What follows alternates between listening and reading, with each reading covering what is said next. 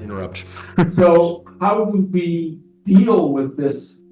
How do we talk about this story? Because that's what the Bible says. And a way to think of this, I think, is that, okay, science gives us a world, but it doesn't tell us what we are to value in that world. It simply describes. When it comes to value and ethics, it's not totally rational. There's an irrationality that comes. We are thrust into a world that we have to build our own meaning in, partially. But part of that being thrust into the world is that as we begin to, as we grow up and access and determine our values and what's meaningful to us, we can't do that with a clean slate. We can't do it like you do science. You can't learn what do they call them? Postulates in math. You can't build up value from that. It comes out of our experience. And we need guidance in how to do that. And that's what, when he talks about a story-shaped world, we inherit stories. They are what shape us. Now, those stories, well, we're going to see it in the next page. Those stories are not fixed. That's the big difference with fundamentalists. But how do we treat those stories rationally? They're irrational in some sense. They are totally out there. We're thrust into them, but we have to deal with them somehow. And that's what tradition, religious tradition, does. It allows us to inherit a tradition, but then grow from it. Yes. Could I plead for another word here, non-rational? Okay. Rather than irrationality. Because we're not going against You're right. reason. We're doing something different Yes. from Yes. inferring conclusions from premises. That- And it's equally valuable. I mean, this is important Mhm. because Yes. a lot of students reject the faith as irrational. Yes. And I'm urging us not to go there. Yeah, I'm laughing because, I'm always teaching this in our church, and we have one member who is a prominent neuroscientist. He always says that when But as long as I go on to soapbox, one quick point. I also want an embargo on this talk of a leap of faith. Yes, Because in the Bible, faith is a response. Yeah. to something God is doing. It's not this blind leap from the dark. It's founded on what you're calling experience. yes, experience and tradition. Yes. It is not That's right. from nowhere. That's- It is not Kierkegaard. Yeah. I was gonna say let's get rid of Kierkegaard. that. Yes. That's right. All for that. But Thank you, Paul. Good point. Mitchell, you should know that this group, everyone keep, and from home, I want to hear, raise your hand on chat or just speak up for this conversation. Yeah. This year, we're covering a lot of poets.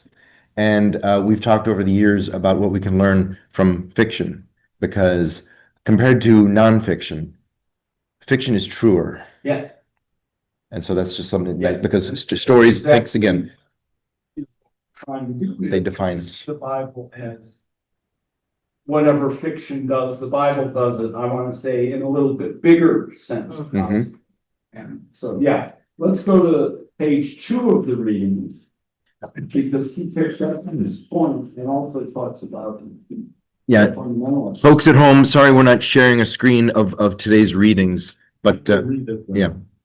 This is from Rowan Williams, who is or was the Archbishop of Canterbury, head of the Church of England until about 10, 15 years ago, and is just an absolutely brilliant theologian who's very hard to understand.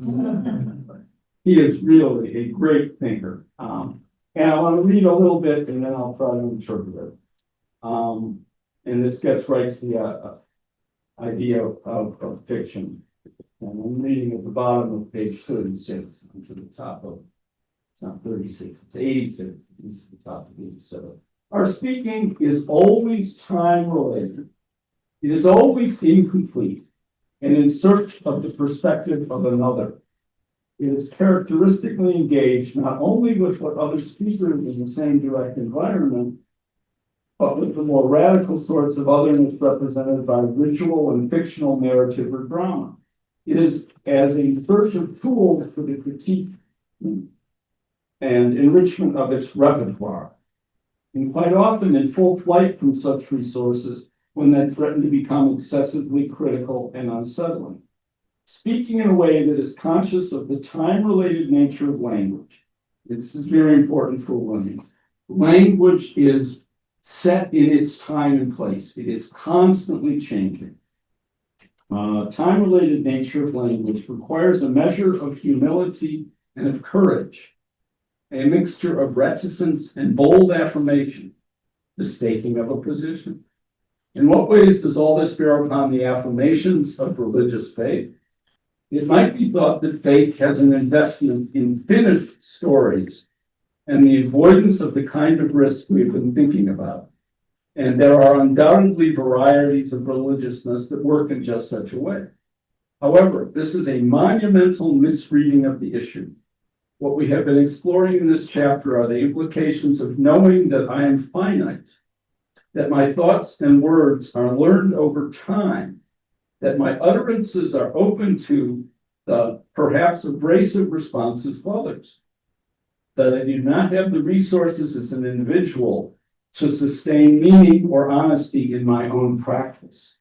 So what he's saying is, and this is, he's opposing any kind of fixed fundamentalism that says we can know the one true story. It says it's constantly evolving. We are in history and we are in conversation, and this is a dynamic process, and religion has to be dynamic in that way. It can't be fundamentalist. It can't say, no, this is the truth. But it is true. It is an emerging, constantly developing truth. And if you're any latent old philosophers out there, this is what Hegel talked about at the beginning of the 19th century. He basically set up this whole conversation for ever.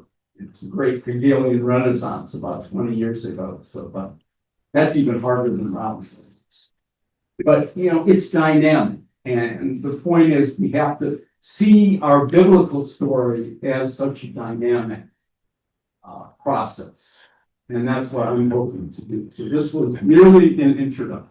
Mitchell, I'm sorry to interrupt again. For some reason, that speaker's not working as well as this one. So I'm too loud to people at home, but they can't hear you. Could you sit here? Thank you. I'll get you some more water. Thanks.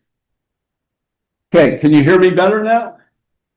Can you give us a thumbs up, Brad, or something? Okay, let's go on to page 3. Where we will read about the beginnings of Judaism and what we know of Judaism in the rubble of the destruction of the temple in 586 BC. And reading number 3, at the bottom of the left-hand page, Crouch has written of Deuteronomy as an identity formation project. And that's what's key here. And not remember, since you probably don't know this for sure, the Old Testament really comes out of the book of Deuteronomy is kind of the beginning of the Old Testament, even though it's the fifth book of the Torah. It is in Deuteronomy was the product of a group of scribes trying to figure out what they were going to do now that the temple was destroyed.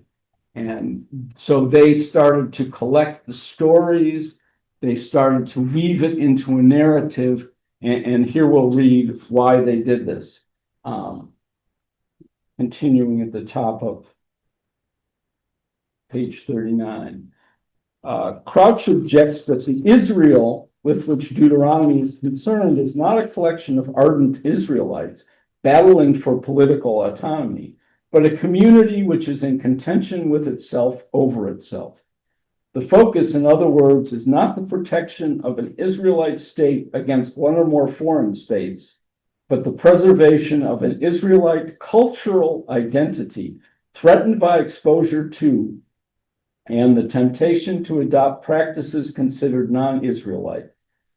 This is ethnic identity, not nationalistic identity. And skipping down a little bit, or what he says, this is ethnic identity, not nationalistic identity, I scribbled next to it. This is what religion is. It's this creation of an identity related to the historical experience of the people. And then the author of this book continues in the next paragraph. Crouch is right, however, to insist that the Deuteronomic entity called Israel is not coterminous with Judah or its population. It is not the case that Deuteronomy is concerned with religion rather than with ethnic identity. Rather, religion, specifically the monalterous, that means one God basically, cult of Yahweh, is a key element in the ethnic identity that is being proposed. So, to kind of simplify that language a little bit, what's going on here, the temple's destroyed, priests are gone, a group of scribes is beginning to put the history together to say, how can we continue as a community in the face of this trauma? And they do that by essentially writing the Bible. So again, this throws out the question, this isn't the history. You're remembering it. I mean, if you think of the Old Testament, there's all kinds of family sagas. There is some history, and we're going to touch on that in a second. All mixed together, and then infused into this also comes, going back to my Sinai and Zion image, the Deuteronomists were considered to be the Sinai side of things. They were the prophetic movement. They were the scribes who wanted to tell the stories. The priestly groups were still there. They didn't have a temple anymore, but they collected their priestly rituals, their priestly laws, and those also got written into the Hebrew Bible, the Old Testament. So again, what I said was this complex interweaving of very disjointed or even paradoxical ideas. Priests and prophets were there from the very beginning.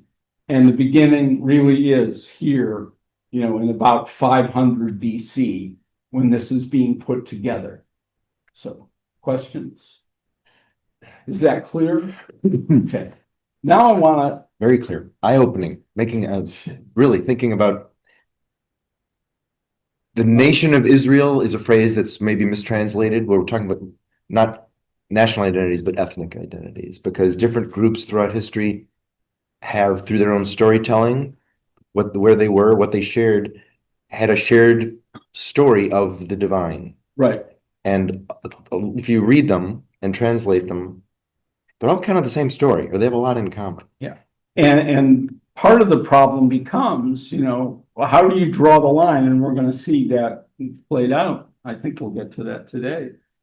Between what the meaning of the story is, the community being formed by it, and ethnic identity.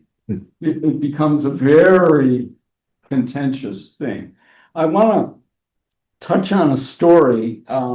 This is from the book of Jeremiah, who one scholar basically says, what I've just said about Deuteronomy is the beginning of the Bible. He goes the next step and says, Jeremiah wrote the Bible. He was the one who was really responsible. I don't know if that's true or not, since none of this stuff can be proven, but they are interesting ideas. So this is an interesting story that brings out a lot of the tension that we're talking about here. Jeremiah was the prophet during the destruction of the first temple. And in fact, he was locked up at the time. Well, we'll read why. This is from Jeremiah 43. When Jeremiah finished telling the people all the words of Yahweh their God, He didn't omit anything that Yahweh sent him to convey. Azariah, Hosea's, and Johanan, Kareah's son, and all the arrogant men said to Jeremiah, "You're lying to us. Yahweh our God didn't send you to tell us not to go to Egypt to live. It's Baruch, Nechariah's son, who put you up to this so that we will all end up in the hands of the Babylonians, who will either kill us or deport us to Babylon." To give the setting for this, Jeremiah basically told the king, and he got locked up for it. He said, "Stop fighting the Babylonians. We can't win. God doesn't want us to be a nation anymore. He wants us to be a religious people." The arrogant men were the political leadership. They were King David's, offspring. They supported the king, and the king wanted to fight the Babylonians. Jeremiah says, "No, you can't do that." And that's what God says. You are not to be a nation.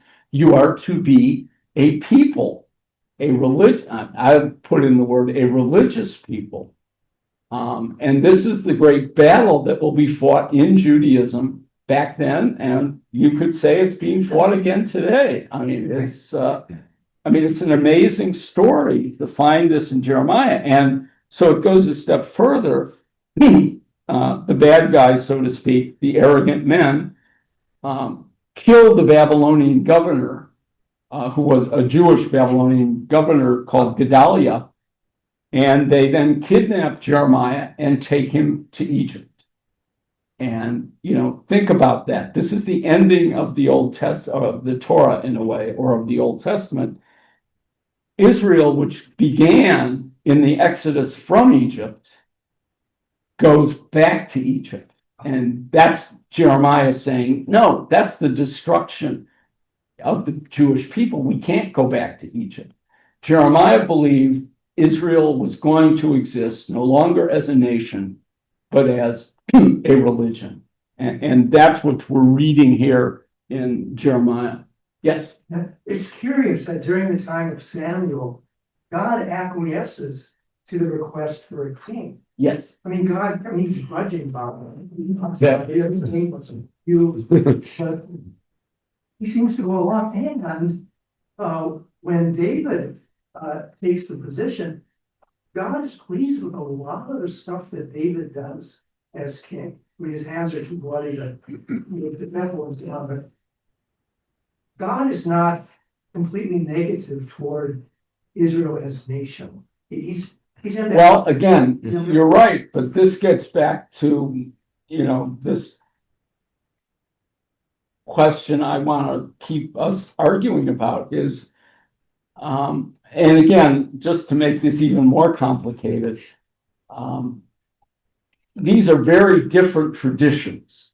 So the people who are celebrating David and the temple are probably different people than those who are celebrating Jeremiah. In fact, they're the ones locking Jeremiah up, let's say.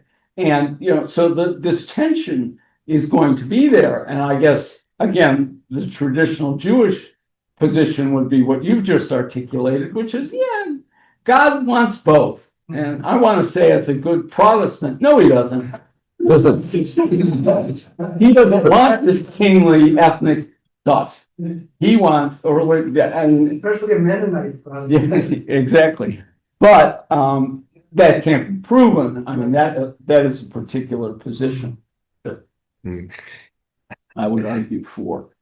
So we see this, as the Old Testament emerging out of this destruction and the tension represented by Jeremiah and his people. Let's go on to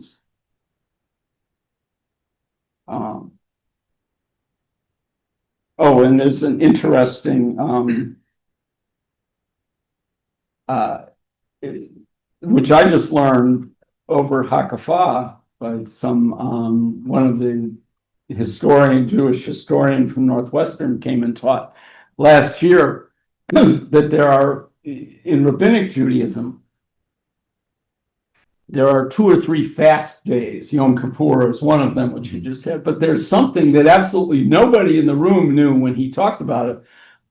There's something called the fast of Gedalia, which is the 3rd most important fast day in Rabbinic Judaism, which comes from this story that when Gedalia was assassinated, the Rabbinic tradition says that was a terrible thing. Again, they are buying into this notion that it is not the king that is important. It is the community that exists, oftentimes in opposition to the king. Any questions, thoughts? Yes, folks at home, please speak up. I know you're on mute, but please take yourself off. Love to hear from you. Are you saying that the tension within, are you seeing the tension within the Jewish culture and community and religion kind of goes back that far? Yes, yeah, I mean, I want to say That's still, this is a constantly, and we're going to see it emerge even more in some places. Yes, but it's an ongoing, when you have a ethnic group and then kind of a more universalistic ethical vision, how do those two get together? And we're going to see this played out particularly in Paul. You know, the Apostle Paul, Jewish, but wanting to open up against the ethnic confines of his culture. So it continues there, and I think it continues today. the kind of but you're saying that the Jewish religion is really more what these folks want is more they care more about the religion than the nation. Yes, I mean, and again, that's It's like we don't have a Christian nation, even though some people might want to make a Christian right, nation. right. And I'd argue that Christianity should be doing the same thing. I mean, yes, Oh, no. Okay. Let's see, what did I read on page 4? Okay, yeah, let's look at In exilic number context. 4, yes. It's got my 4 at the top, it's page 41. Mhm. In a chapter entitled Deuteronomy and the Invention of the Torah. And reading on page 41, Markle concludes, Deuteronomy 29:30 constructs its implicit audience as a community that is supposed to identify with experiencing a situation of exile at the turning point to restoration. These chapters encourage the people to commit themselves to the Moab covenant and the Torah of Deuteronomy. Basically, he's saying here that the story in Deuteronomy is the creation of this community in exile. In the exilic context, without king or temple, the law provided a new identity for the remnant of Judah.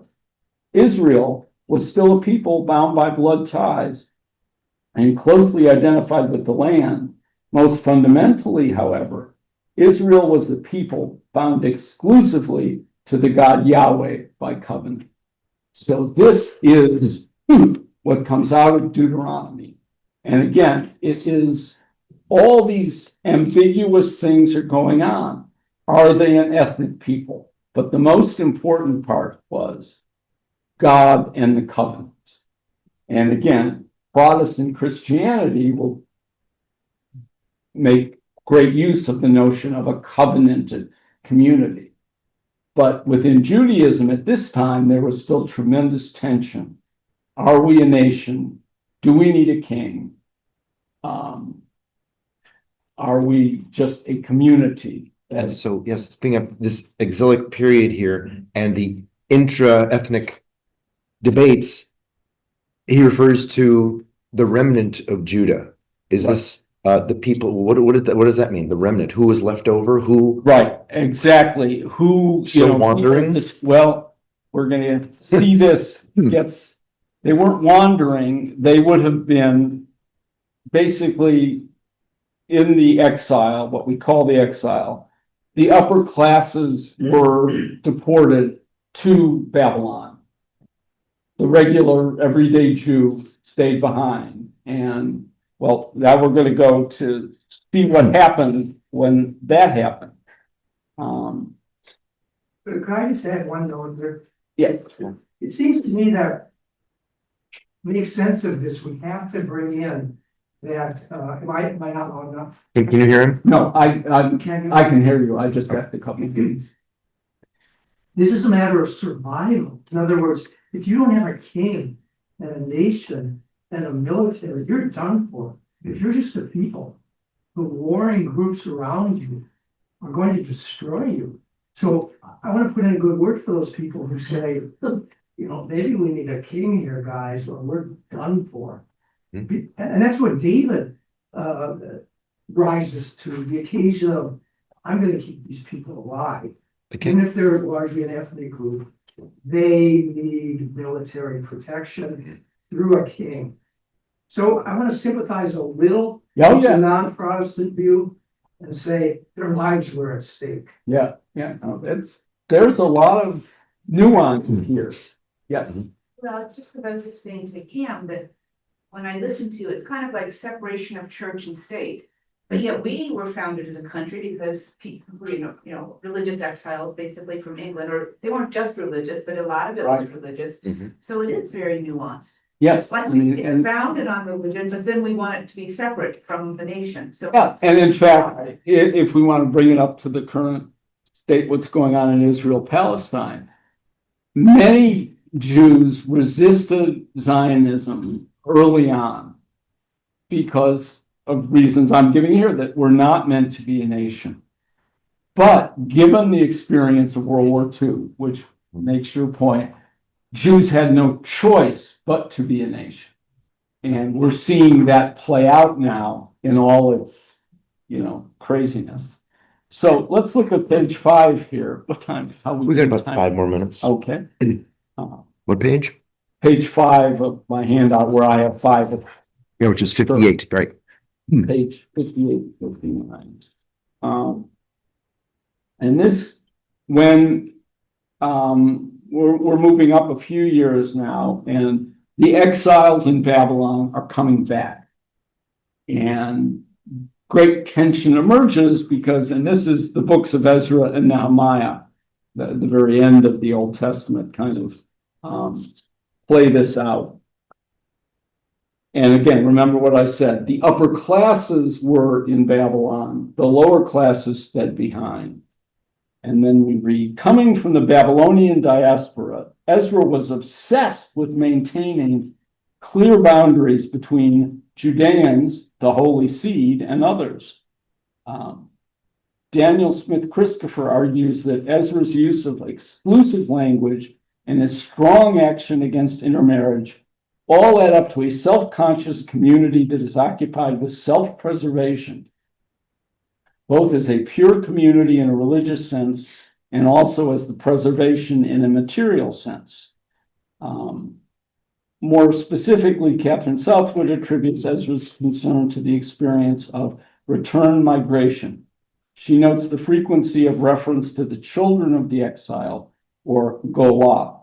The life of the exile community is regarded as definitive for what it means to be a Judean, and the community existed in Judah is measured and judged by reference to this ideal. Now, on his arrival in Jerusalem, Ezra discovered that the people of Israel, the priests and the Levites, have not separated themselves from the peoples of the land with their abominations, from the Canaanites, the Hittites, blah, blah, blah, blah. For they'd taken some of their daughters and wives for themselves and for their sons. Thus, the holy seed has mixed itself with peoples of the land, and in this faithlessness, the officials and leaders have led the way. Now, this was Ezra, and Ezra was a priest. So these are the priests reacting against the religion that has developed in the community of the time. Now, was Ezra right? This is, again, this is a priestly notion of purity. Remember, priests, there are tons of purity laws within the Old Testament, Ezra's trying to build a community built upon ritual cleanliness. Is that the only way to go? Now we see, since we're running out of time, I want to finish up with the next page, 6, to go back to scripture. There was opposition to what Ezra was doing, and we see it most clearly in Isaiah chapter 56. And we read, Yahweh says, act justly and do what is righteous, because my salvation is coming soon and my righteousness will be revealed.